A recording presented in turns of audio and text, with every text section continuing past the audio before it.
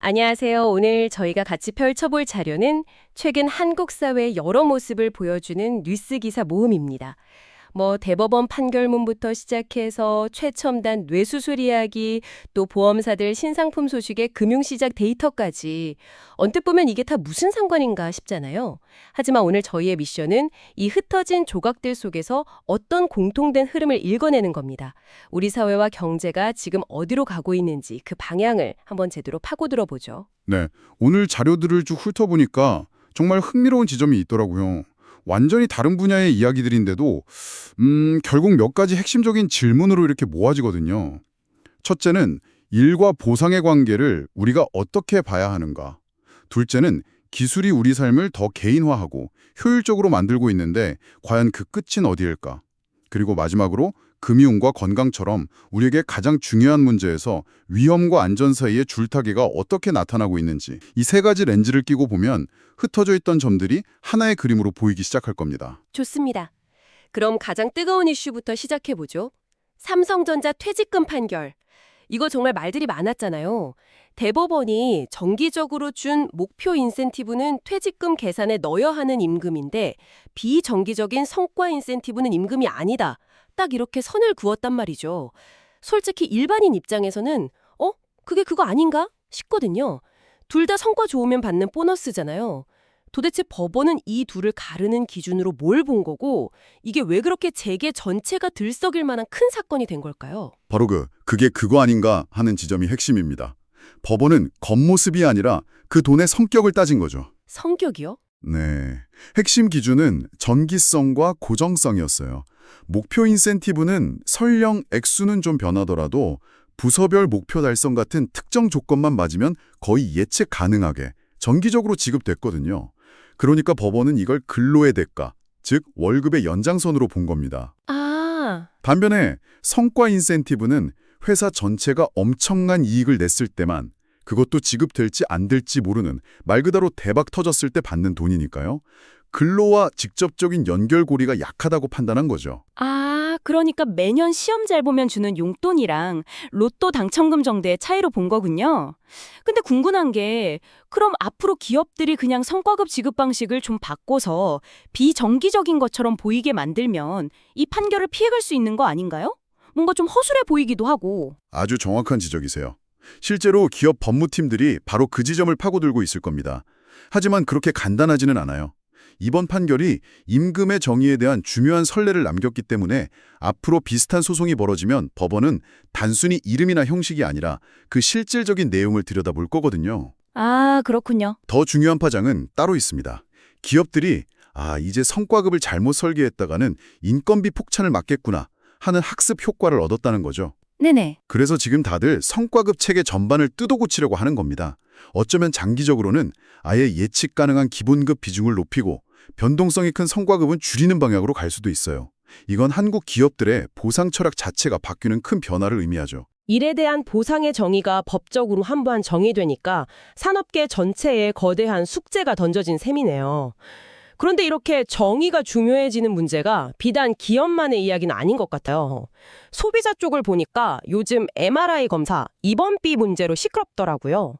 의사가 검사를 위해 입원이 필요하다고 해서 입원했는데 보험사가 이건 실질적인 치료 목적의 입원이 아니니 입원비를 줄 수 없다고 버티는 경우가 많다는 거죠. 여기서도 입원의 정의를 두고 의사랑 보험사가 완전히 다른 얘기를 하고 있는 거잖아요. 맞습니다. 삼성 판결이 임금의 정의에 대한 싸움이었다면 이건 입원의 정의에 대한 싸움인 거죠. 네. 환자와 의사 입장에서는 정확한 진단을 내리는 과정 전체가 치료의 일부라고 생각해요.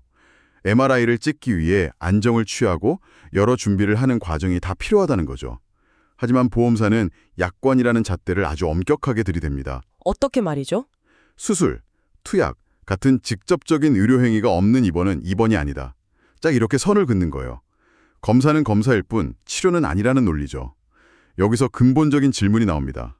내 몸에 필요한 의료 행위를 판단하는 최종 권위는 의사에게 있는가 아니면 돈을 지급하는 보험사에게 있는가?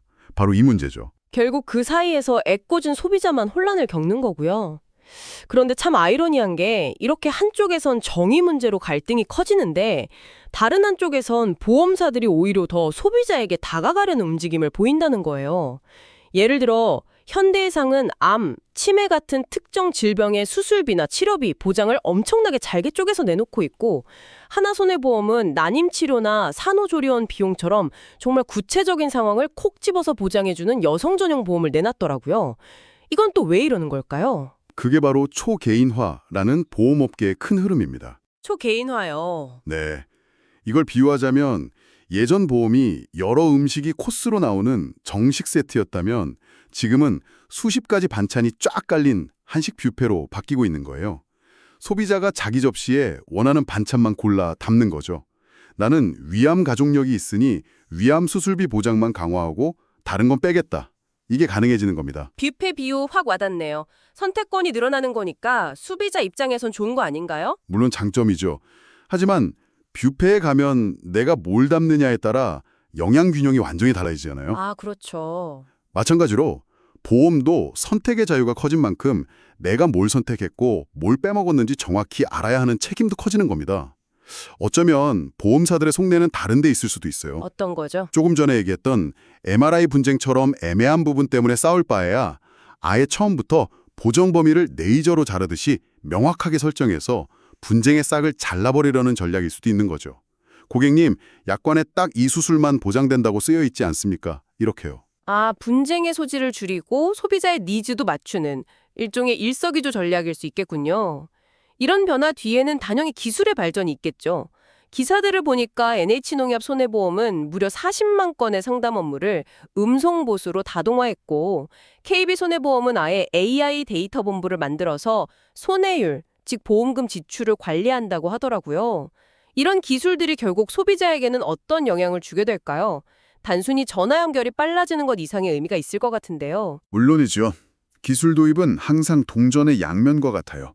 한편으로는 엄청난 효율성을 가져옵니다. AI가 수백만 건의 데이터를 분석해서 어떤 사람이 미래에 어떤 병에 걸릴 확률이 높은지 더 정확하게 예측하고 덕분에 보험료를 더 합리적으로 책정할 수 있게 되죠.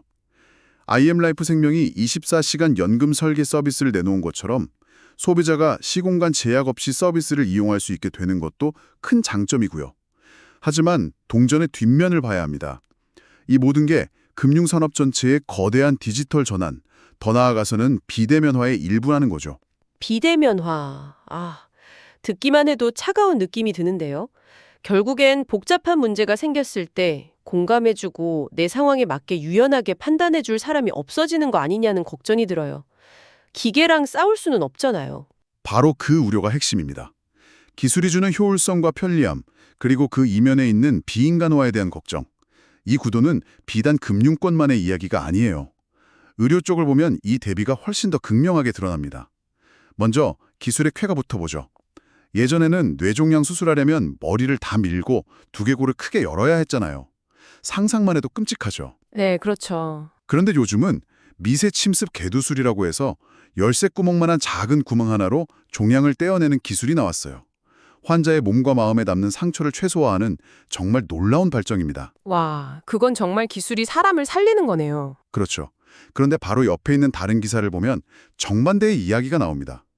일산백병원이 수술이 아주 까다로운 중증 위험 환자들을 상대로 수술 사망률 0%라는 거의 기적 같은 성과를 냈어요. 0%요? 네.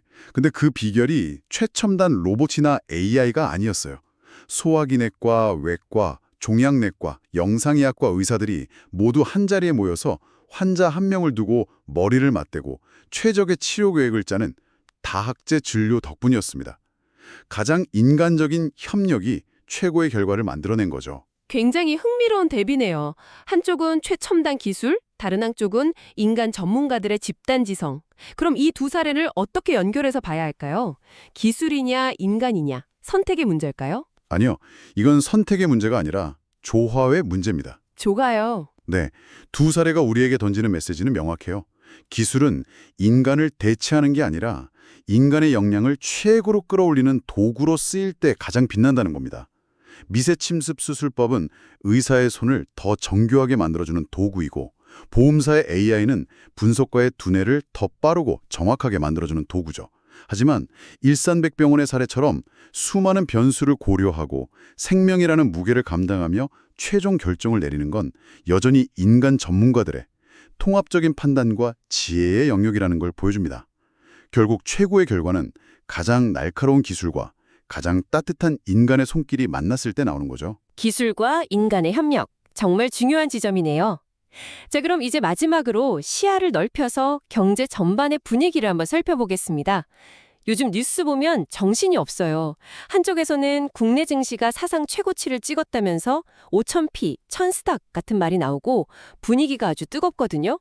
그런데 바로 다른 기사를 보면 안전자산의 상징인 금 ETF에 일주일 만에 3천억 원이 넘는 돈이 몰렸다는 거예요. 이건 마치 한여름에 패링 점퍼를 사는 것처럼 모순적으로 보이는데 시장 참여자들의 심리가 도대체 어떻다고 봐야 할까요? 그게 바로 지금 시장의 분위기를 가장 잘 보여주는 아주 전형적인 신호입니다. 한마디로 잔치는 즐기되 언제든 도망갈 준비는 한다는 심리죠. 아, 주식시장이 활활 타오르니까 나만 뒤처지면 안 된다는 생각에 일단 뛰어들긴 하는데 마음 한구석에는 이거 너무 과열된 거 아니야? 곧 거품 꺼지는 거 아니야? 하는 불안감이 엄청나게 큰 겁니다. 네. 그래서 파티장 한가운데서 춤은 추면서도 비상구 위치를 계속 확인하는 것처럼 포트폴리오 한쪽에 금 같은 안전 피난처를 마련해 두는 거죠. 불안한 낙관주의자 같은 거군요. 이런 심리를 뒷받침하는 다른 데이터도 있나요? 네, 주식시장의 변동성 지수, 소위 공포지수가 상승하고 있다는 점이 바로 그 증거입니다. 아, 공포지수요? 시장이 오르는데도 공포지수가 같이 오른다는 건 투자자들이 앞으로 시장이 크게 흔들릴 가능성이 높다고 보고 있다는 뜻이거든요. 여기에 롯데손해보험이 자본 건전성 문제로 금융당국의 제재를 받았다는 식의 뉴스가 더해지면 투자자들의 불안감은 더 커집니다. 아, 내가 모르는 위험이 곳곳에 숨어 있구나 하는 생각을 하게 되고 자연스럽게 안전자산으로 돈이 더 몰리게 되는 거죠. 뜨거운 열기와 차가운 불안감의 공존. 이게 지금 금융시장의 얼굴입니다. 오늘 정말 다양한 이야기를 깊게 파고들어 봤네요. 일의 가치를 법적으로 다시 정의한 판결에서 시작해서 이번의 정의를 두고 싸우는 소비자와 보험사의 갈등, 그리고 그 갈등을 해결하려는 기술의 진화, 마지막으로는 뜨거움과 차가움이 뒤섞인 금융시장의 복잡한 심리까지 짚어봤습니다. 네, 이 모든 이야기들이 겉으로는 달라 보이지만 사실 하나의 실로 꿰어집니다. 바로 점점 더 복잡해지고 위험해지는 세상을 우리는 어떻게 살아가고 있는가에 대한 이야기죠. 생각해보세요. 자기 노동의 가치를 법으로라도 명확히 인정받으려는 근로자, 애매한 약관 대신 필요한 보장만 정확히 받으려는 소비자, 더 정밀한 기술과 협력을 통해 환자를 살리려는 의사, 그리고 불확실한 시장 속에서 어떻게든 자산을 안전하게 지키려는 투자자까지 모두가 각자의 자리에서 더 높은 확실성과 정밀함, 그리고 안전을 필사적으로 추구하고 있다는 공통점이 보이지 않으세요? 확실성, 정밀함, 안전. 듣고 보니 정말 그렇네요. 어쩌면 우리 시대 전체를 관통하는 핵심 키워드일지도 모르겠습니다. 그래서 마지막으로 청취자께 이런 질문을 한번 던져보고 싶어요. 오늘 우리는 AI가 상담 전화를 대신하고 금융 리스크를 계산하는 걸 봤고 동시에 고도로 훈련된 인간 의사들이 팀을 이뤄 생명을 구하는 모습도 봤습니다. 앞으로 기술은 우리 삶의 거의 모든 영역에 지금보다 훨씬 깊숙이 들어올 게 분명하잖아요. 그런데 당신이 생각하기에 아무리 기술이 발전하고 알고리즘이 완벽해지더라도 이 영역만큼은 절대로 기계가 인간을 대체해서는 안 된다고 믿는 분야가 있다면 그건 어디인가요? 그리고 그 이유는 무엇인가요? 한 번쯤 생각해 보시면 좋을 것 같습니다.